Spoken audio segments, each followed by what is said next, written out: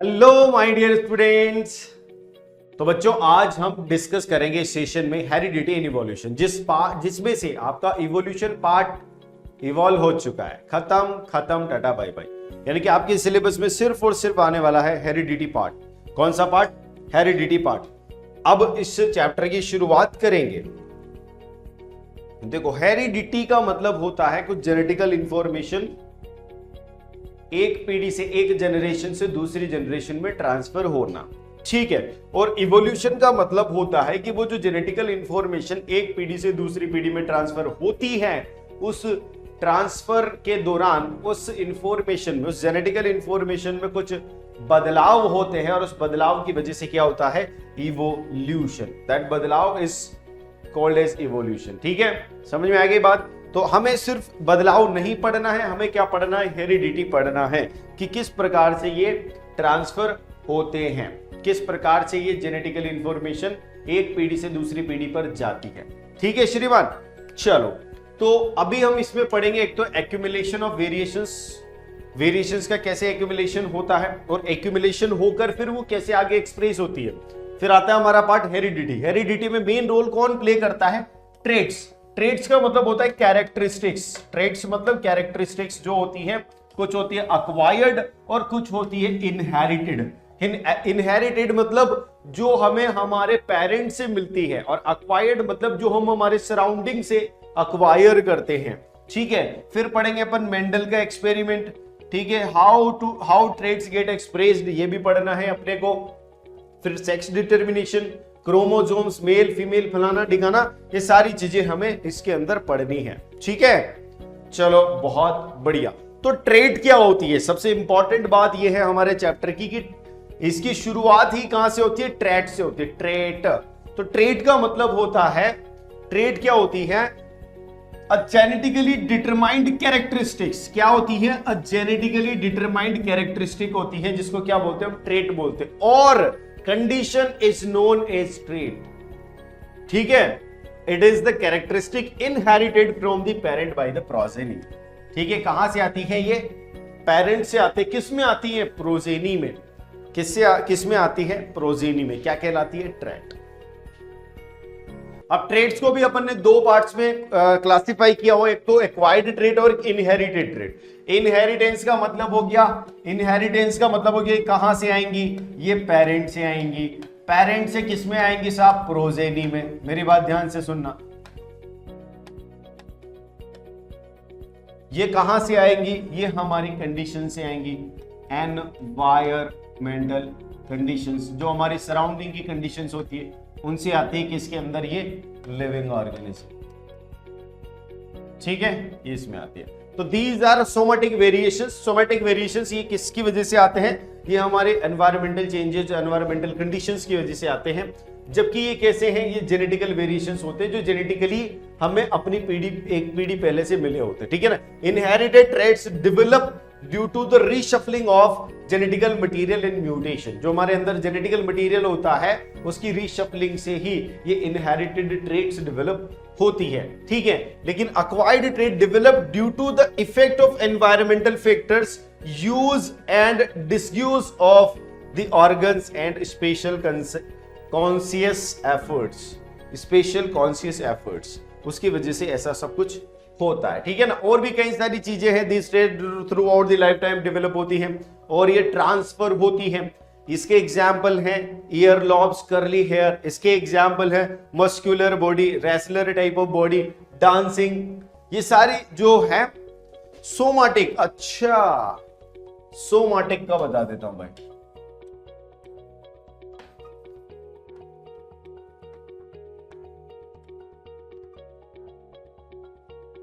Somatic का मतलब होता है बॉडी ऑर्गेनाइजेशन।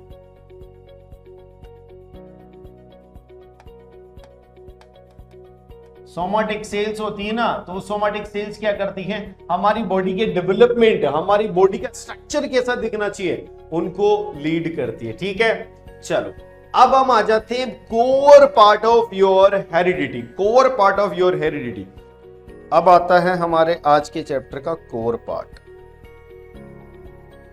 ठीक है भाई, हमारी बॉडी के अंदर जो होता है, बॉडी के अंदर क्या होता है, किसकी बनी होती है?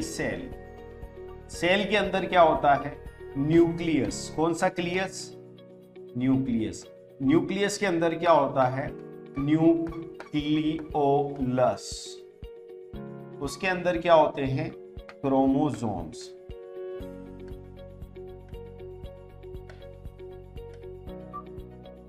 होते हैं क्रोमोसोम्स। तो ये क्रोमोसोम्स हमेशा किसमें होते हैं? पेयर्स में, यानी कि हमेशा किसमें होंगे? जोड़े में। ये यहां पर और यहां पर जोड़े में होंगे। लेकिन किंतु परंतु हर एक क्रोमोसोम पर, यहां पर ध्यान देना, हर एक क्रोमोसोम पर एक पर्टिकुलर लोकेशन पर एक जीन होता है। क्रोमोसोम एंड जीन, हर एक क्रोमोसोम पर, ये पूरा क्रोमोसोम है, इस पर ये पर्टिकुलर लोकेशन पर एक जीन है जो किसके लिए कोडेड है? हाइट के लिए। किसके लिए? हाइट के लिए। यानी कि ये जीन, इस लोकेशन पर पाया जाने वाला जीन हमेशा हाइट की बात करता है। इस दूसरी लोकेशन पर पाया जाने वाला जीन हमेशा सीड कलर की बात करता है। वैसे अलग अलग लोकेशन पर अलग अलग कैरेक्टर के लिए क्या होते हैं? जीन होते हैं। अलग अलग लोकेशन पर अलग अलग कैरेक्टर के लिए जीन होते हैं। लेकिन किंतु परंतु मैंने बोला ये पेयर में होता है। ये तो एक हुआ, तो इसका दूसरा पेयर, तो इसका दूसरा पेयर ये होता है। और ये दोनों क्या होते हैं? एक दूसरे के होमोलोगस। क्या होते हैं? एक दूसरे के होमोलोगस। होमोलोगस का मतलब क्या होगा?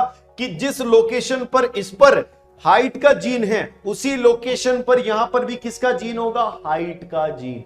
यानी दोनों में होमो मतलब सिमिलैरिटी, दोनों एक जैसे हैं।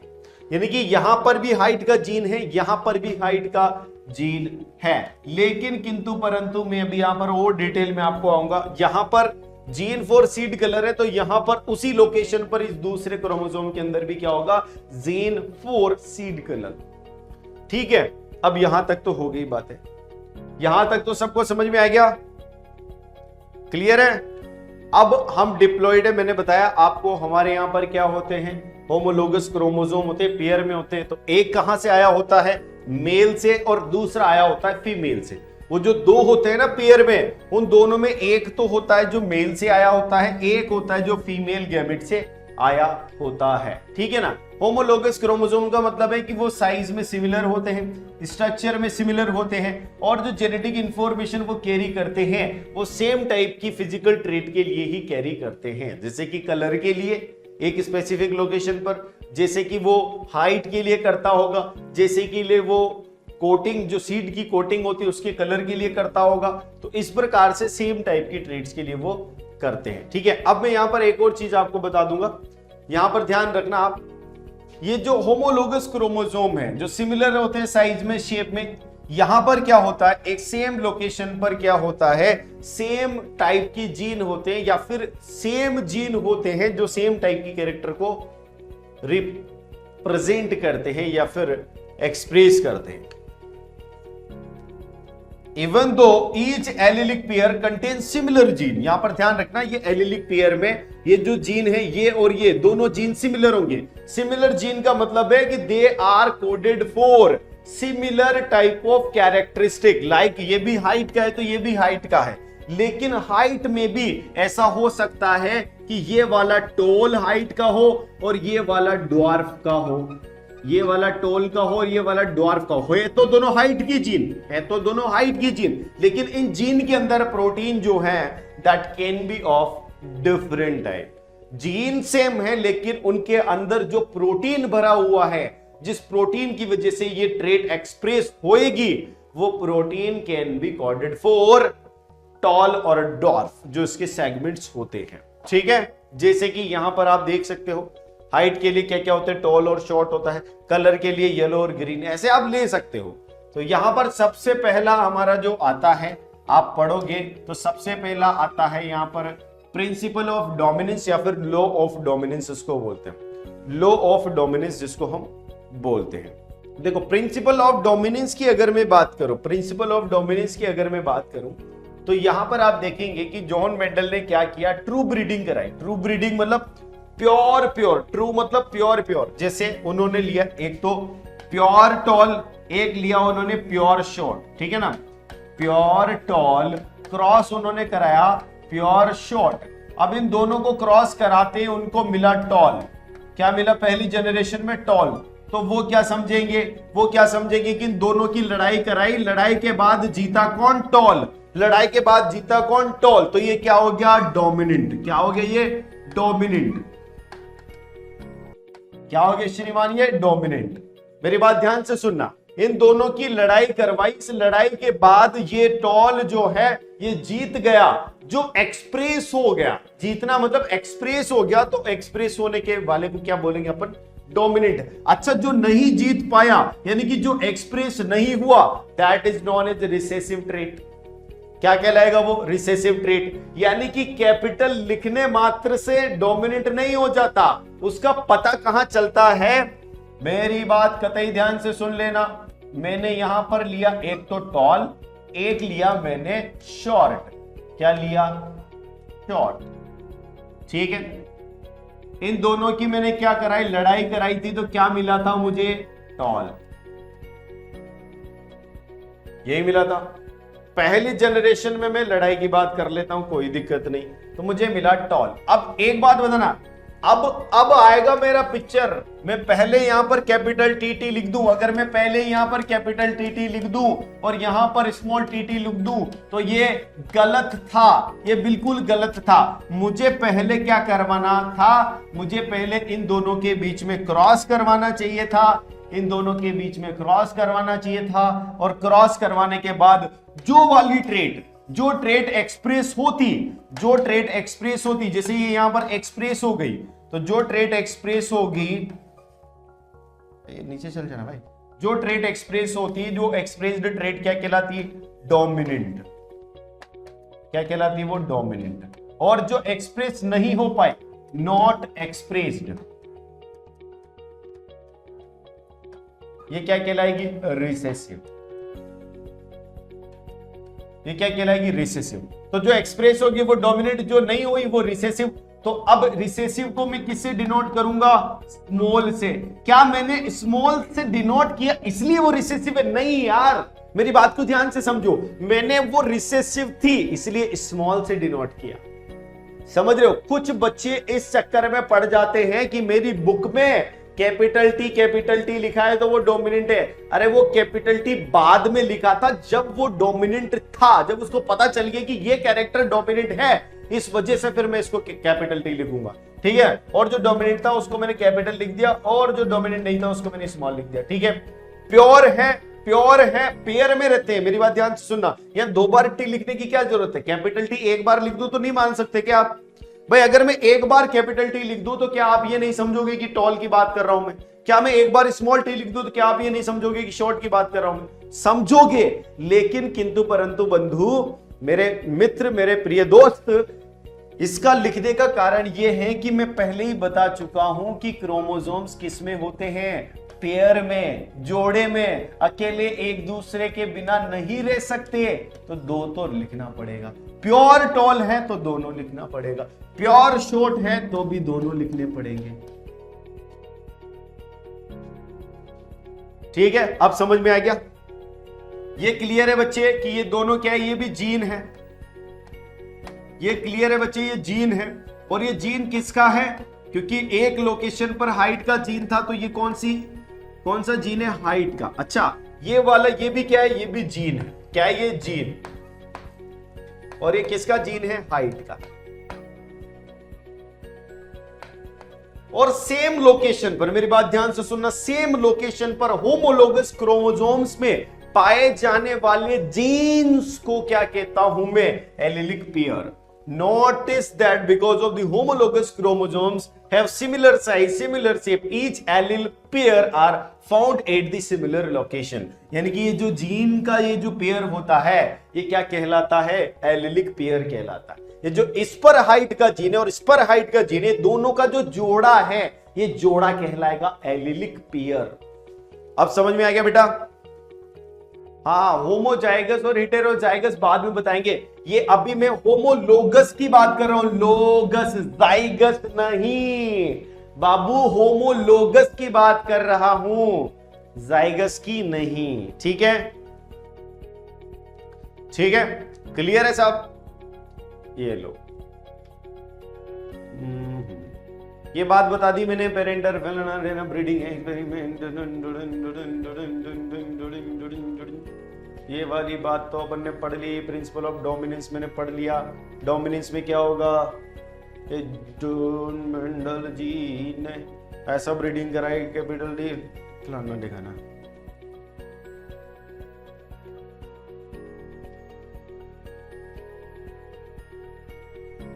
भाई इसके पहले मैं अभी आपको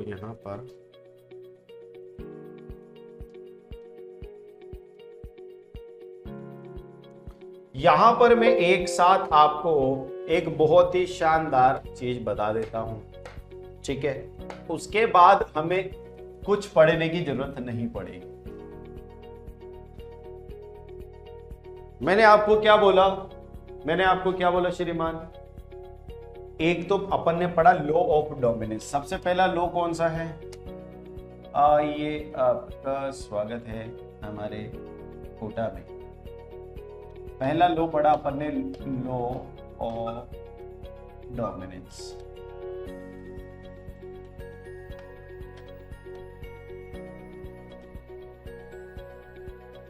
यानी कि जब मैं किसी दो प्योर यानी ट्रू ब्रीडिंग कराता हूं, इसका क्या लिखना है आपको अगर कभी आ भी जाए तो, जब भी हम ट्रू ब्रीडिंग कराएंगे दो डिफरेंट एलील्स की for the same character different allele मतलब क्या होगा? एलीलिक पेयर तो होगा लेकिन एलील डिफरेंट होगा, एक तो शॉर्ट होगा एक टॉल होगा। तो प्योर डिफरेंट एलील्स की अगर मैं ट्रू ब्रीडिंग कराता हूं तो उसके बाद जो कैरेक्टर एक्सप्रेस होगा वो क्या हो जाएगा? डोमिनेंट कैरेक्टर हो जाएगा। सॉरी, जो ट्रेट एक्सप्रेस होगी वो ट्रेट हो जाएगी डोमिनेंट ट्रेट। ठीक है, समझ में आएगी बात? Law of dominance. इसके बाद दूसरा क्या पढ़ेंगे अपन? Law of segregation.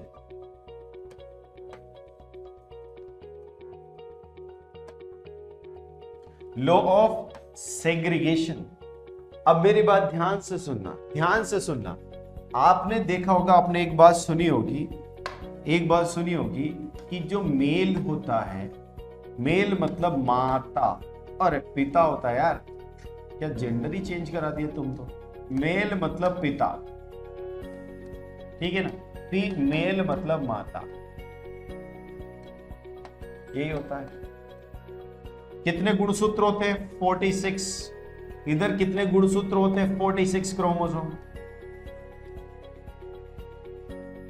ठीक है, यानी कि हर एक यानी 23 पेयर होते हैं ना, 23 पेयर।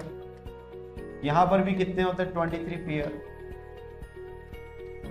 यानी एक पेयर में ऐसे होमोलोगस क्रोमोसोम होंगे। यहां पर भी ऐसे होमोलोगस क्रोमोसोम होंगे। भाई अपने से अच्छा नहीं बनता है, होंगे। ये पिताजी के हैं, ये माताजी के हैं। अब श्रीमान मैं सिर्फ और सिर्फ यूं बात कर रहा हूं कि जब भी ये जब इंडिपेंडेंटली ये माताजी और पिताजी घूम रहे हैं, ये अमेरिका घूम रहे हैं और ये दिल्ली घूम रहे हैं, और जब ये साथ में जाएंगे, जब इनका मन किया कि अब हमें एक नई जनरेशन को जन्म दे देना चाहिए, यानी कि अब क्या लाने वाले हैं? ये प्रोजेनी। जब ये प्रोजेनी लाने वाले हैं, तब इनके ये जो गुणसूत्र हैं, ये जो एक कोशिका के अंदर गुणसूत्र हैं, वो गुणसूत्र क्या हो जाएंगे? डिवाइड। क्या हो जाएंगे वो? Divide, segregate. ध्यान से सुनना मेरी बात, ये क्या हो जाएंगे? सेग्रीगेट। यहां पर 46 थे, यानी 23 पेयर थे। अब ये सारे पेयर अलग अलग होकर सिर्फ और सिर्फ क्या रह जाएंगे? 23 क्रोमोसोम। कितने हो जाएंगे? सिर्फ और सिर्फ 23 क्रोमोसोम। यानी मेल जर्म सेल जो होगी, मेल सेक्स गैमीट होगा जो इसके अंदर पार्टिसिपेट करेगा, सेक्स गैमीट जो होगा जो इसके अंदर पार्टिसिपेट करेगा, उसमें कितने क्रोमोसोम होंगे? 23। क्या ये पेयर में होंगे? नहीं, क्योंकि ये सेग्रीगेट हो चुके होंगे। क्योंकि ये क्या हो गए होंगे? सेग्रीगेट। जब भी ये रिप्रोडक्शन में पार्टिसिपेट लेने वाले होते, जब भी हम नई जनरेशन बनाने वाले होते हैं, तब ही ये क्रोमोसोम पेयर से क्या हो जाते हैं, सेग्रीगेट। सेग्रीगेट मतलब अलग अलग होना। अब समझ में आ रहा है, अलग अलग होना। अच्छा, ये अलग अलग होंगे कब? मैंने आपको इसका जवाब भी दिया। ये अलग अलग होंगे कब? जब इनको क्या करना होगा, रिप्रोडक्शन करना होगा। ऐसे माता जी के हुए, पिताजी के हुए, वैसे ही माता जी के भी हो जाएंगे। भाई अपनी ड्राइंग बहुत शानदार है, तो इसकी ज्यादा तारीफ वारीफ मत करना। मुझे पता है कि अपन बेस्ट है ड्राइंग में, है ना? ठीक है श्रीमान। तो ये क्या हो जाते हैं, जब भी इनको रिप्रोडक्शन करना होता है ये सेग्रीगेट हो जाते हैं। ठीक है, अब सेग्रीगेट तो हो गए, सेग्रीगेट तो हो गए। अब एक तीसरा नियम और आता है श्रीमान, जिसको हम बोलते हैं लॉ ऑफ, चला गया यार, उल्टा चल गया, लॉ ऑफ इंडिपेंडेंट असॉर्टमेंट। ये वैसे ही आ गया, law of independent assortment. Independent assortment मतलब होता है कि ये अपने टाइप के कैरेक्टर के साथ, अपने ही टाइप के कैरेक्टर के साथ क्या करेंगे, प्रोजेनी के अंदर अशॉर्ट हो जाएंगे।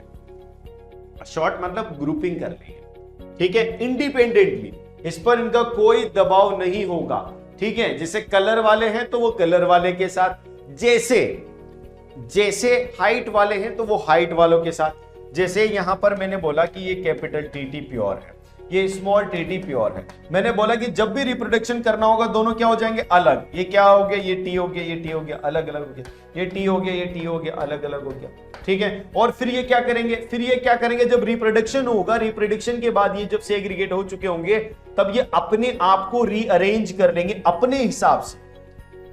ये कैपिटल टी इसके साथ रीअरेंज हो गया, ये कैपिटल टी उसके साथ रीअरेंज हो गया, ये कैपिटल टी इसके और इसके साथ, दोनों के साथ हो गया, तो ये कैपिटल टी भी इसके और इसके साथ अरेंज हो जाएगा। ऐसा हो जाता है, हो गया ना?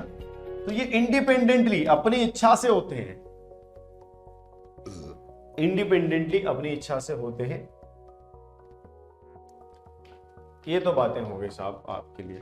अब होमोजाइगस और हेटेरोजाइगस भी बोल देता हूं मैं ना, पुनेट स्क्वायर के पढ़ने से पहले अपन देख लेते हैं। होमोजाइगस कहाँ है यार, ये रहा होमोजाइगस। होमोजाइगस का मतलब है, होमोजाइगस का मतलब है एन इंडिविजुअल और organism is said to be homozygous for a given trait if both alleles are dominant. या तो दोनों एलील्स क्या हो, डोमिनेंट हो, तो उसको बोलोगे आप होमोजाइगस डोमिनेंट। दोनों एलील डोमिनेंट हो, ठीक है ना, जैसे अपर केस। या फिर क्या हो, बोथ एलील्स आर रिसेसिव, या फिर दोनों एलील्स क्या हो, रिसेसिव हो, जैसे स्मॉल टी, तब भी इसको क्या बोलोगे आप, होमोजाइगस रिसेसिव। वो डोमिनेंट था इसलिए होमोजाइगस डोमिनेंट, ये क्या हो जाएगा, होमोजाइगस रिसेसिव हो जाएगा।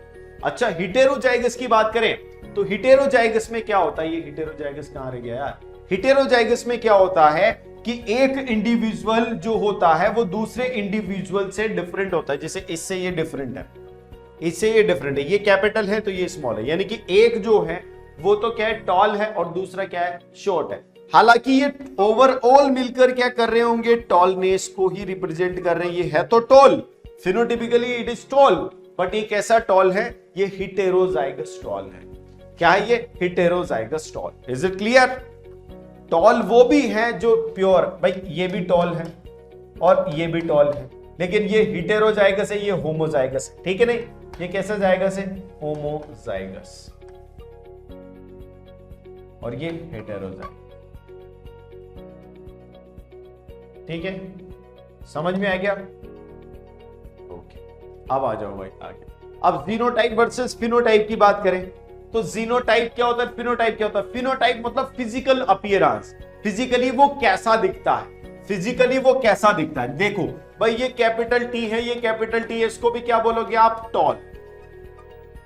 ये कैपिटल टी है और ये स्मॉल टी है, इसको भी क्या बोलोगे आप, टॉल, क्योंकि इसमें एक डोमिनेंट ट्रेट है तो दोनों टॉल। यानी कि फिनोटिपिकली तो, फिजिकली तो दोनों कैसे दिख रहे, टॉल दिख रहे हैं, लेकिन जेनेटिकली, लेकिन इंफॉर्मेशन जो इनके अंदर है, जो इनके जेनेटिक कोड है, वो तो डिफरेंट है, वो तो डिफरेंट है। यानी genetically they are different, but phenotypically they are same. यानी कि फिजिकल कैरेक्टर जो उनकी दिख रही है, दिखने वाली तो सेम है, लेकिन अंदर क्या है उसके, that is different. It is clear?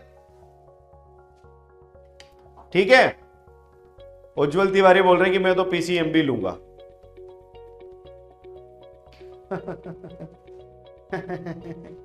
और ये पुनेट स्क्वायर एक टूल है जिसको हम यूज करते हैं, फलाना डिगाना करके, ये सब आप समझ गए होंगे। सेक्स डिटर्मिनेशन में आपको बता देता हूं, आपको मैंने बताया 46 क्रोमोसोम होते हैं मेल के अंदर, तो वो 44 तो ऑटोजोम्स होंगे, प्लस एक्स और वाई, एक्स वाई मिलाकर 2 सेक्स क्रोमोसोम होंगे, ऐसे करके 46 क्रोमोसोम होते हैं। वैसे महिला के अंदर भी 46 क्रोमोसोम होते हैं, लेकिन 2 तो एक्स होते हैं, 44 जो ऑटोजोम्स होते हैं। अब जब इन दोनों से एक प्रोजेनी बननी होती है, जब इन दोनों से प्रोजेनी बननी होती है, तो ये क्या हो जाएगा, मैंने बोला कि ये सेग्रीगेट हो जाएंगे, ये सेग्रीगेट हो गए। इसमें से कितने आगे, आधे, इसमें से आगे 22, इसमें से कितना आगे, या तो एक्स आएगा या वाई आएगा। क्या आएगा, या तो एक्स आएगा या वाई आएगा। ऐसे उधर भी क्या होगा, ओवम जो है फीमेल सेक्स गैमीट, उसमें भी आधे हो जाएंगे। ये तो हो गए 22 प्लस एक्स और एक्स, क्योंकि दोनों में से एक ही चॉइस है इनमें, तो दोनों करोगे तो एक्स ही आएगा, तो यहां तो एक्स आएगा, लेकिन यहां एक्स भी आ सकता है और वाई भी आ सकता है, इसलिए मैंने ऑब्लिक लगा रखा। ठीक है, एक बार देख लेते हैं, अगर ये दोनों फ्यूज होते हैं, दोनों फ्यूज होते हैं तो क्या हो जाएगा भाई, 22 44 प्लस एक्स वाई, क्या हो जाएगा, प्लस एक्स वाई। अगर इधर से एक्स आता है तो इधर से, अगर ये बॉय होगा क्योंकि एक्स वाई है तो बॉय होगा, अगर क्या होगा, इधर से वाई आ रहा हो, उधर से एक्स आ रहा होगा, और इधर से वाई आ रहा होगा। ठीक है, इधर से क्या आ रहा होगा, एक्स आ रहा होगा, तो ये मिलकर क्या होंगे, 44x प्लस 1, ये हो जाएगा बॉय। अच्छा, बॉय के साथ मैच कर रहा है इसका, तो ये बॉय हो गया। अब आ जाओ दूसरे केस में, भाई गर्ल कब हो सकती है। देखो यहां से जो 44 प्लस एक्स वाई है, वहां पर 44 प्लस एक्स एक्स है। यहां से मेल सेक्स गैमेट में क्या हो जाएगा, 22, या तो एक्स होगा या वाई होगा, उधर 22 प्लस एक्स हो जाएगा। ठीक है, अब इन दोनों के फ्यूजन से ये आना चाहिए 44 plus x x, 44 plus x x आना चाहिए, ऐसा आएगा तो ये क्या हो जाएगा, गर्ल हो जाएगा। क्या हो जाएगा, ये गर्ल हो जाएगा। लेकिन ये कब हो सकता है भाई, हमें पता है कि यहां से तो क्या आएगा, यहां से तो आएगा x और वहां से भी आएगा x। पहले क्या आया था y, अब क्या आया x। जब x आएगा तब गर्ल, जब y आएगा यहां से, जब क्या हो जाएगा बॉय। यानी कि it is ultimately depends on the main वाले पार्ट से क्या आ रहा है, एक्स आ रहा है या वाई आ रहा है, तब जाकर यहां पता चलेगा कि लड़का होगा या लड़की। इधर से तो किसी भी कंडीशन में एक्स ही आएगा, इधर से तो किसी भी कंडीशन में क्या आएगा, एक्स ही आएगा। Is it clear. ठीक है साहब, अब आ जाते हैं, अब हम हमारे क्वेश्चंस पे आ जाते हैं अपन। Sir what is octosome. Octosome नहीं है, ऑटोजोम। ऑटोजोम जो होते हैं हमारी बॉडी की स्ट्रक्चर को बनाने में काम आते हैं। ऑटोजोम जो होते हैं भाई, ये एक नक्शा है, मेरी बात ध्यान से सुनना। ये जो क्रोमोसोम्स होते हैं ये हमारे नक्शा है।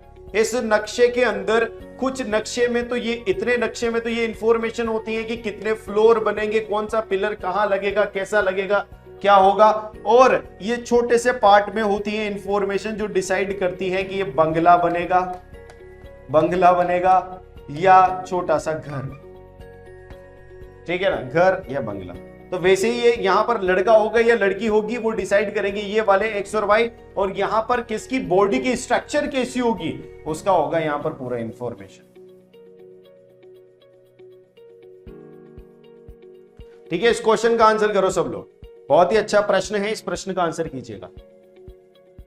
अ blue colour flower denoted by capital BB, ठीक है, is crossed with white colour flower plant denoted by small BB।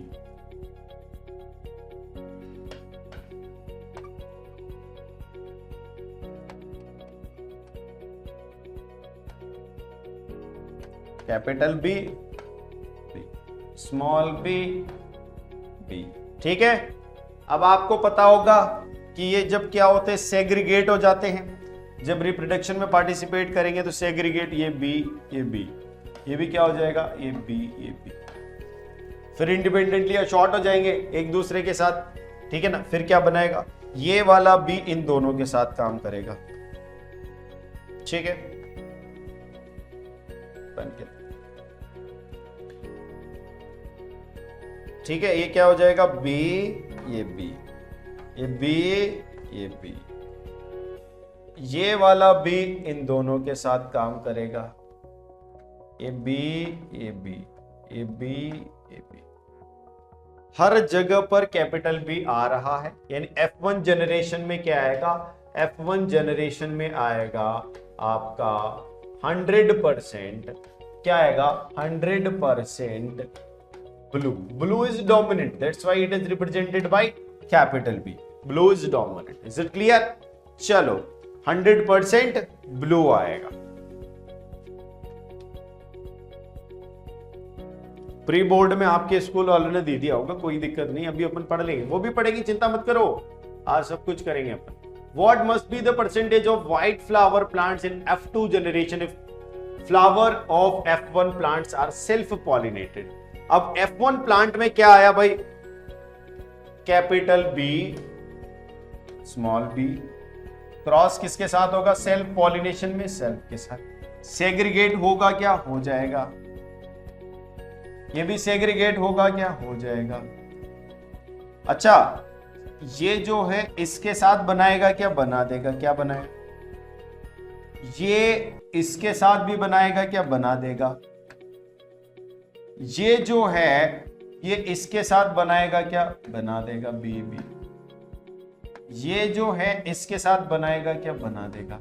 अगर ऐसे नहीं आ रहा हो ना तो प्यूनिट स्क्वायर से कर लो. प्यूनिट स्क्वायर से क्या होता है साहब, ये स्क्वायर बना, ये बन गया. ऊपर क्या है भैया, एक बीबी को ऊपर कर दो, ये बी ये बी, तो क्या दूसरे वाले को ये बी ये बी. इन दोनों के डब्बों को मिलाओगे तो क्या हो जाएगा, कैपिटल बी. इसको इससे मिलाओगे तो कैपिटल बी, इसको इससे मिलाओगे तो कैपिटल बी, इसको इससे मिलाओगे तो स्मॉल बी. आगे समझ में, आगे समझ में. ये ऐसे भी वही है और ये ऐसे भी वही है, दोनों चीज में वही है. अब आप देखो यहां पर ब्लू कितने हैं, ब्लू कितने हैं, ब्लू देखना, ये भी ब्लू ये भी ब्लू ये भी ब्लू, कितने हो गए, 3 तो ब्लू हो गए. अच्छा ये क्या हो गया, व्हाइट. व्हाइट कितने हैं, 1. तो क्या पूछा था उसने, what must be the percentage of white flower. तो व्हाइट फ्लावर का परसेंटेज क्या है,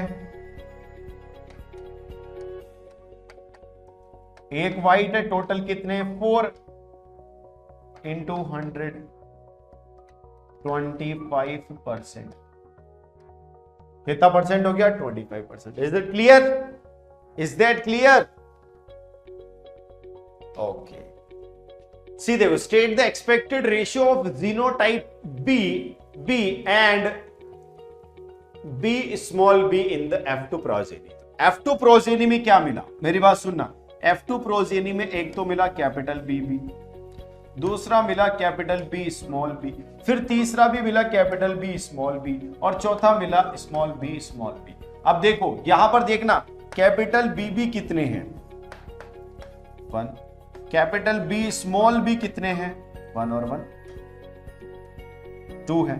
ठीक है, तो इन दोनों का रेशियो क्या होगा भाई, रेशियो देख लो यार, रेशियो क्या होगा, 1:2 हो जाएगा, 1:2 हो जाएगा. B B ratio capital B small B हो जाएगा 1:2. ठीक है, 1:2. अब जीनोटाइपिक रेशियो की बात करूं मैं यहां पर, जीनोटाइपिक रेशियो क्या होगा, जीनोटाइपिक रेशियो, जीनोटाइपिक रेशियो होगा भाई, ये एक जैसा है 1, ये दोनों एक जैसे हैं 2, ये सिर्फ एक जैसा है, ये 1:2:1 हो जाएगा. फिनोटाइपिक रेशियो में क्या होता है, फिनोटाइपिक रेशियो, फिनोटाइपिक रेशियो का मतलब है कि ये 3 तो एक ही जैसे हो गए, तीनों ब्लू ही होंगे, क्योंकि डोमिनेंट तो ब्लू है, 3 तो ब्लू हो गए, ये 3 ब्लू और सिर्फ एक व्हाइट है, ये 3 रेशियो. तो ये आप जीनोटाइपिक और फिनोटाइपिक रेशियो भी समझ सकते हैं. ठीक है ना, जीनोटाइपिक और फिनोटाइपिक रेशियो भी समझते हैं.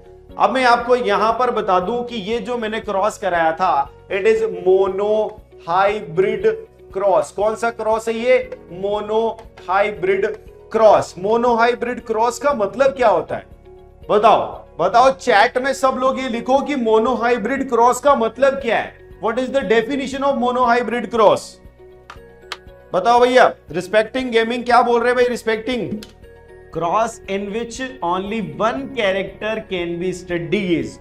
बहुत ही धन्यवाद आपको, आपने एकदम सटीक जवाब दिया है उज्जवल तिवारी जी.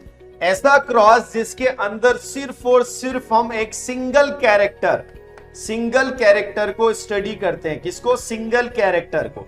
जैसे यहां पर कौन सा कैरेक्टर स्टडी कर रहे हैं अपन? यहां पर हम कर रहे हैं कलर। क्या कर रहे हैं हम यहां पर? कलर। क्या कर रहे हैं हम यहां पर? कलर। ठीक है। अच्छा, फिर डाई हाइब्रिड क्रॉस किसे बोल सकता हूं मैं? चलो डाई हाइब्रिड क्रॉस के बारे में भी बात कर लेते हैं। डाई का मतलब होता है दो। डाई का मतलब क्या होता है? दो होता है ना, टू। डाई हाइब्रिड मतलब टू, यानी कि यहां पर two characters at a time, एक साथ दो कैरेक्टर्स को हम स्टडी करेंगे। जैसे आपने पढ़ा होगा, नहीं पढ़ा है तो हम पढ़ा देते हैं भाई, हम है ही पढ़ाने के वास्ते, है कि नहीं? जीवन में ये मतलब क्या बोलते हैं, हमने धरती पर अवतार ही इसलिए लिया है कि हम सब लोगों को साइंस समझाएं और पढ़ाएं। तो डाई हाइब्रिड क्रॉस का मतलब क्या होगा? डाई हाइब्रिड क्रॉस मतलब डाई का मतलब हो जाएगा डबल और two characters at a time. ज्यादा अंग्रेजी तो आती नहीं मन्ने, बट दो कैरेक्टर एक साथ हम अगर स्टडी करते हैं, जैसे मैं क्या करूं, राउंड एंड येलो। यहां पर राउंड एंड येलो मैं इसको लिख देता हूं, क्या ये राउंड एंड येलो, ऐसा करते हैं ना अपन, राउंड एंड येलो। तो यहां पर कौन कौन सा कैरेक्टर है? तो भैया यहां पर कैरेक्टर हैं, एक तो व्हाट, शेप। राउंड क्या है भैया? शेप। दूसरा क्या है? कलर। कितने कैरेक्टर हुए? दो। अच्छा, इसका दूसरा रूप क्या हो सकता है? Wrinkled green. क्या हो सकता है शेप का दूसरा रूप? रिंकल्ड। लेकिन ये भी क्या है? कलर। ये क्या है? शेप। यानी कि जहां पर हम 1+1 टू कैरेक्टर्स को एक साथ पढ़ें तो उसको बोलेंगे हम डाई हाइब्रिड क्रॉस। अगर मैं इन दोनों का क्रॉस कराऊं तो that is known as dihybrid cross. अब समझ में आ गया मोनो हाइब्रिड और डाई हाइब्रिड बच्चों? Two pair of contrasting trait. ये कॉन्ट्रास्टिंग ट्रेट है, राउंड और रिंकल दोनों कॉन्ट्रास्टिंग ट्रेट है एक टाइप की। दूसरी टाइप की कॉन्ट्रास्टिंग ट्रेट कौन सी है? येलो और ग्रीन। Is it clear? चलो भैया, अब डाई हाइब्रिड क्रॉस की बात हो गई। देखो मैं ज्यादा क्रॉस में ज्यादा नहीं बताऊंगा आप लोगों को, ठीक है? मैं बस ऐसे क्वेश्चन करा देता क्योंकि डाई हाइब्रिड आपके इसमें आएगा नहीं। अब ये इंपॉर्टेंट क्वेश्चन है, ये 2-3 बार पहले भी आ चुका है जीवन में, हो सकता है दूसरी बार फिर आ जाए आपके पेपर में। The sex of a newborn child is a matter of chance and none of the parent may be considered responsible for it. Justify this statement with the help of flow chart showing the determination of the sex of a newborn baby. Is it clear? फटाफट answer कीजिएगा भाई इसका थोड़ा सा की points mention करके chat में answer कीजिएगा। अच्छा, ये मैटर ऑफ चांस होता है, ठीक है? कैसे? यहां पर आप देखोगे मेल के पास कितने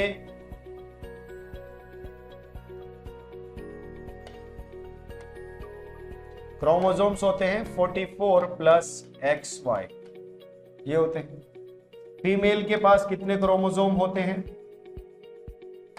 44 प्लस XX, ठीक है? मैं यहां पर अगर सेक्स गैमीट की बात की बात करूं मैं, तो क्या मेल के सेक्स गैमीट में कितने होते हैं? 22 प्लस X। या तो X होगा या क्या होगा, और 22 प्लस Y। इन दोनों में से एक होगा, दोनों में से एक, या तो ये होगा या ये होगा, दोनों एक साथ नहीं होंगे, ठीक है ना? यहां पर आप देखोगे तो यहां पर क्या होगा? सिंपल सा 22 प्लस X, सिर्फ X, हमेशा X। अब जब इनमें से, मेरी बात समझना, यहां से अगर ये आया, यहां से अगर ये आया तो क्या बन गया? 44 44 प्लस XY बन गया। 44 प्लस XY किसका था? मेल का। तो यानी ये क्या हो गया? बॉय। ठीक है,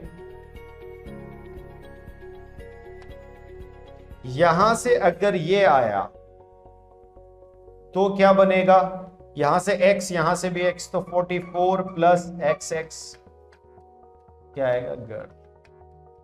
अब आप इसमें ये बताओ भाई गर्ल का तो कोई दोष है ही नहीं, भाई गर्ल का तो कोई दोष है ही नहीं, वो तो हमेशा x ही देती हैं, चाहे बच्चा हो चाहे बच्ची हो, चाहे लड़का हो चाहे लड़की हो, ठीक है ना। लेकिन किंतु परंतु बच्चे यहां पर ये बेचारे मर्द जो हैं, जो पुरुष जो हैं, इन पुरुषों का भी कोई दोष नहीं है। क्या ये पुरुष के कंट्रोल में होता है कि मैं x दूं या y दूं? नहीं, इट इज बाई चांस। वो बोल ही यही रहा है, it is by chance, because it is not controlled by our emotions और कंट्रोल्ड बाई अवर ब्रेन। ठीक है, it can not be controlled. तो ये जो होता है दिस हैपन्स बाई चांस। कैसे होता है ये? This happens by chance. इस पर हमारा कोई कंट्रोल नहीं होता है।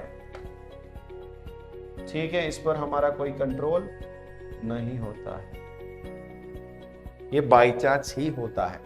समझ में आ गई मेरी बात? Father body is responsible for the born of male, और बॉडी रेस्पॉन्सिबल है, लेकिन है होता तो बाई चांस ही है, होता तो बाई चांस ही है कि नहीं? ठीक है श्रीमान। हाँ आरचू जी, अब ये जो है ना मैसेज बार बार भेजना थोड़ा बंद करते तो सही रहेगा। ठीक है महोदय, श्रीमान क्लियर है यहां तक? ऐसे ही आप बता सकते हैं। अब अपन आते हैं अगले प्रश्न पर। अगला प्रश्न है आपके लिए, tabulate two distinguishing features between acquired trait and inherited trait with one example of the each। यहां पर बताएंगे, चैट में सब लोग इसका आंसर करेंगे, चैट में सब लोग इसका आंसर करेंगे। 50-50 चांस होता है, बिल्कुल सही बात है। लक्ष्य कटारिया जी बता रहे हैं। ओके, अरे आरचू जी बंद कर दो ये। सर ब्लड ग्रुप से भी क्वेश्चंस आएगा क्या? नहीं आएगा बच्चे, ब्लड ग्रुप से कोई क्वेश्चन नहीं आता आपके। हेरिडिटी में दिया है लेकिन सैंपल पेपर में नहीं मिला हमको। हाँ हेरिडिटी में दिया होगा लेकिन सैंपल पेपर में नहीं है, और आपके सिलेबस में भी नहीं है ब्लड ग्रुप वाला, RH फैक्टर वाला। ठीक है ना? देखो यहां पर लिख देते हैं बना।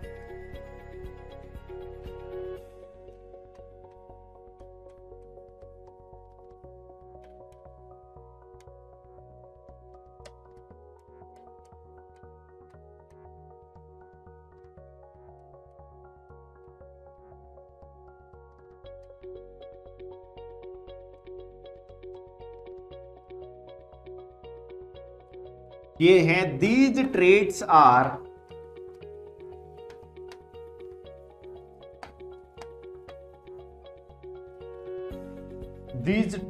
traits are generated due to the long environmental conditions।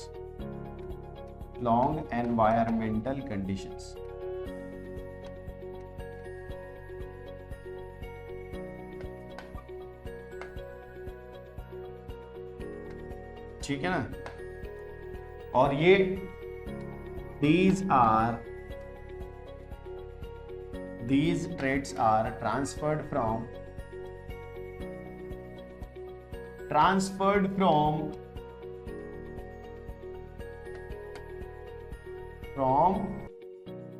parent to the offspring। ठीक है ना? क्या बोलना है? डिस्टिंग्विशिंग फीचर बनाने कर दो यार, तुम लोग कर दो, कोई दिक्कत नहीं। इसका ज्यादा इस पे लिखेंगे नहीं अपन। आइस कलर इनहेरिटेड फलाना ठिकाना। हाँ एक और लिख दो कि ये तो पास नहीं हो सकती। How many pairs of the chromosome are present in the human beings? ये बताओ। बहुत ही अच्छा प्रश्न है, 3 नंबर का प्रश्न है। Out of these how many are sex chromosomes? How many types of the sex chromosomes are found in the human beings? Answer कीजिएगा सब लोग। बहुत ही बढ़िया सा क्वेश्चन है। हिमांशु बोल रहे हैं कि सर डाई हाइब्रिड वाले क्वेश्चंस कराइए। बेटा डाई हाइब्रिड वाले क्वेश्चंस आपके एग्जाम में नहीं आने वाले हैं।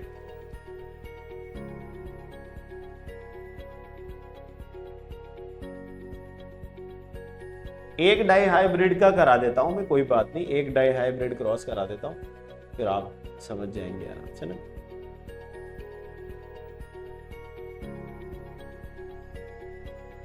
दुरंत तो बोल रहे हैं कि सर बहुत इजी है, हलवा है, थोड़े और डिफिकल्ट क्वेश्चन करो।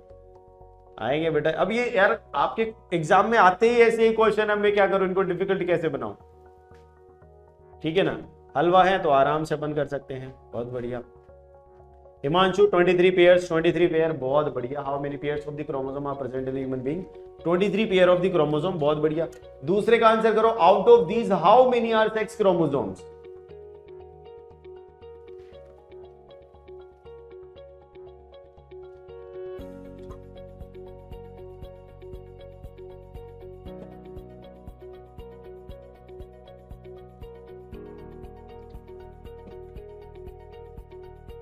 निष्ठा बोल रही है कि थोड़ा फास्ट चलो सर, चल लेते हैं। और इससे भी फास्ट चलना है क्या? नहीं चला जाता, थक गया यार, क्या करूंगा चल के ज्यादा फास्ट। रहने दो, सांस भर गया। हाँ, यही क्वेश्चन कर लेते हैं। देखो कितने होते हैं, 23 पेयर ऑफ द क्रोमोसोम होते हैं बच्चे, बालक, किसमें, ह्यूमंस में। टोटल कितने होते हैं? 46 क्रोमोसोम, जिनमें से कितने होते हैं?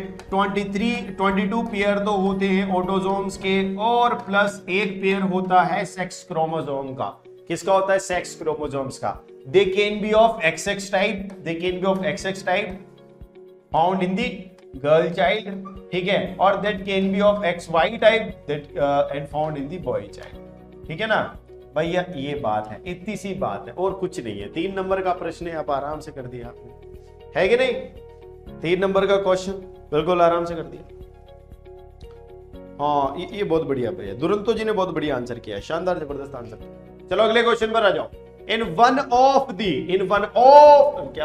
of his experiment with the pea plant, Mendel observed that when a pure tall pea plant is crossed with the pure dwarf pea plant in the first generation, F1 only tall plant appear. सही बात है, ऐसा तो हुआ था कि नहीं होता? What happens to the traits of the dwarf plant in this case? इस केस में जो dwarf plant की ट्रेट है उसके साथ क्या हुआ, क्या ना इंसाफी हुई, ये बताइए जरा।